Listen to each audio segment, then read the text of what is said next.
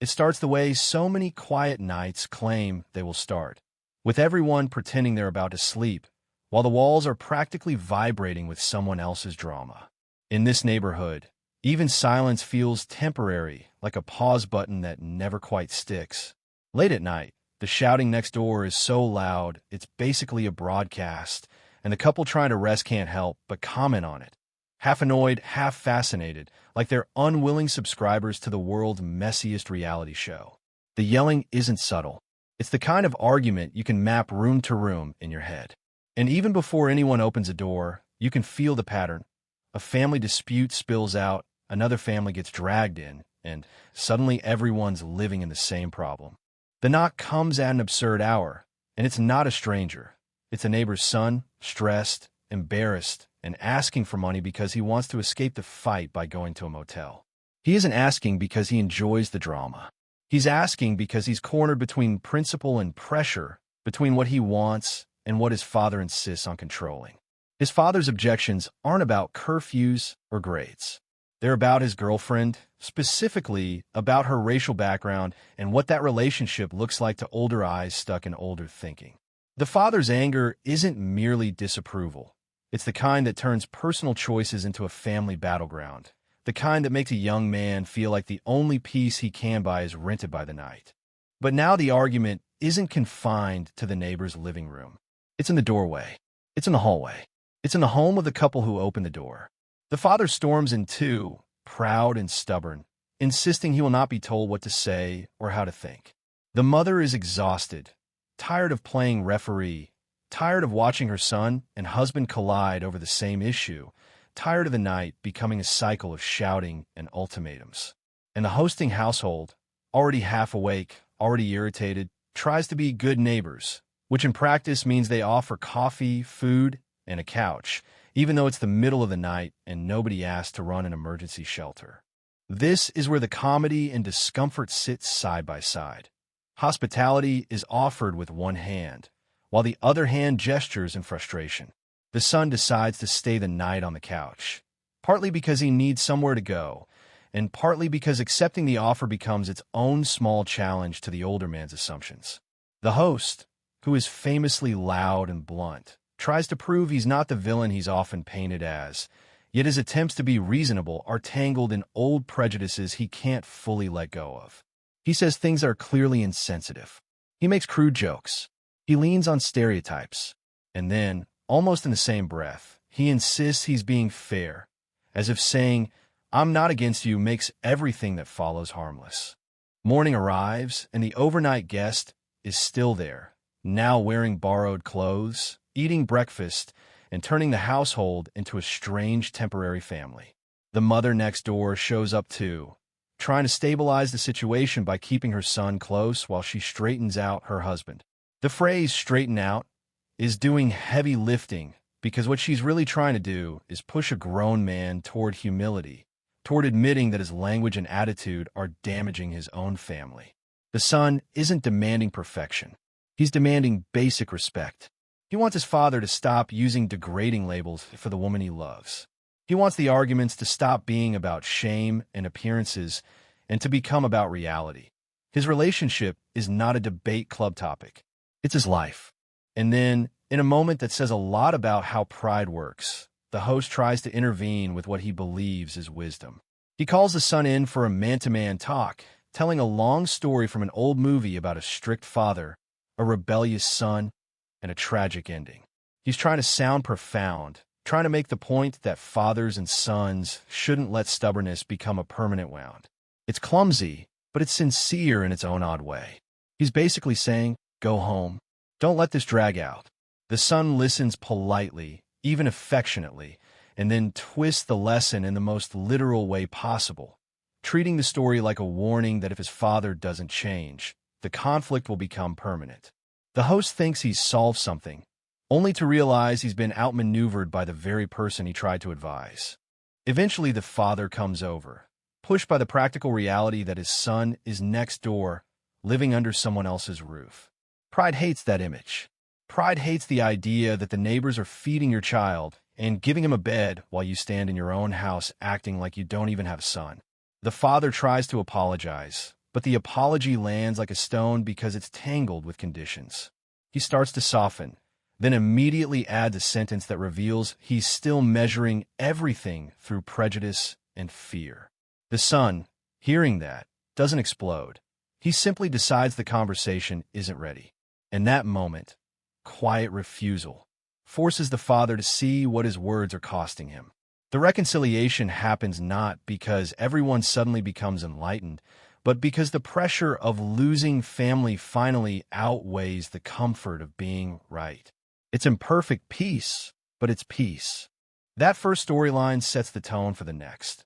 The neighborhood is a laboratory where social tensions don't appear as abstract theories. They show up in kitchens, workplaces, and living rooms, carried by ordinary people who think they're simply living life. Soon the focus shifts to a friend of the family, an adult woman who's lonely, looking for work, and trying to rebuild her sense of purpose. The household's patriarch offers help, and it comes with the usual mix of ego and control. He wants credit for being generous. He wants the authority to decide what kind of help is acceptable, and he wants the world to applaud him without requiring him to rethink anything. When the woman gets hired, it should be a clean win. Instead, it becomes another crisis because she's not hired for a quiet clerical role that keeps everything familiar. She's hired for physically demanding work, trained on equipment, placed among men who are not prepared to share space, status, or comfort. The men at the job react like the workplace has been invaded. They call her a troublemaker just for existing. They complain they can't be themselves, as if basic respect is a muzzle. A petition appears, an effort to push her out, and suddenly the same patriarch who helped her get the job becomes trapped. If he supports her, he risks his standing with the men. If he abandons her, he exposes his help as performative. Here the story gets sharp. It shows how discrimination isn't always loud slurs. It's systems, alliances, and the unspoken rules of who is allowed to belong. The company leadership, concerned about government scrutiny and equal opportunity expectations, wants the woman to stay. Their motivation isn't purely moral, it's also practical. The business wants contracts, wants to avoid trouble, wants to look compliant. The patriarch is told directly to shut down harassment and crush the petition. And suddenly he's playing a different game. Not what do I personally think, but what will my boss demand, what will protect the company, and what will keep me from being blamed. He goes back down and, in his own blunt style, stops the petition. The woman is relieved. The family is surprised. For a moment, it looks like progress. But the story doesn't let the victory sit without complication, because then the topic becomes pay. The woman is doing the same work as the man before her, yet she's being paid less. She asks the obvious question, why?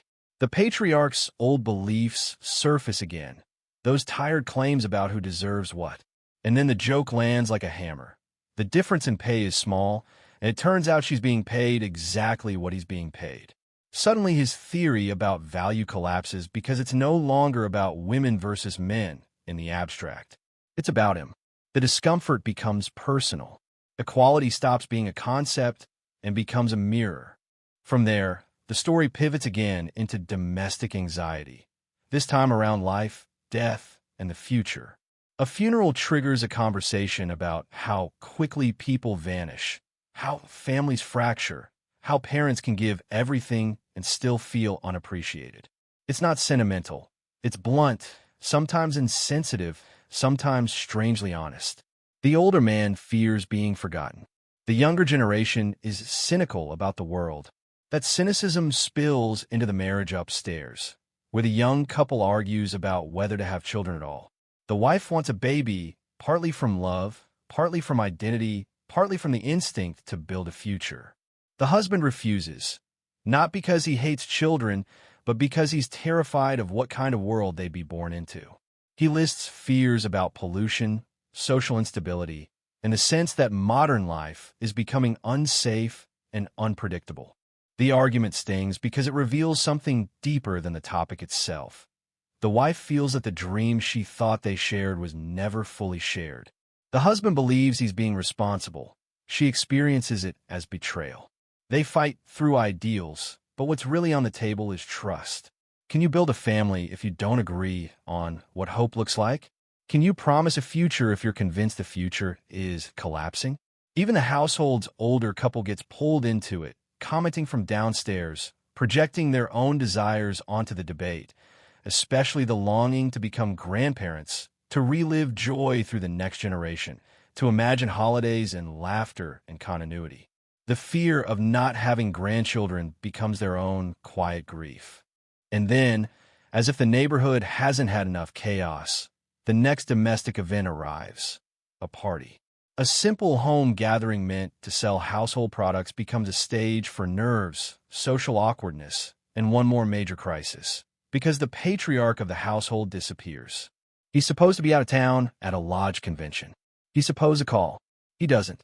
The daughter panics. The wife tries to host the party while swallowing fear.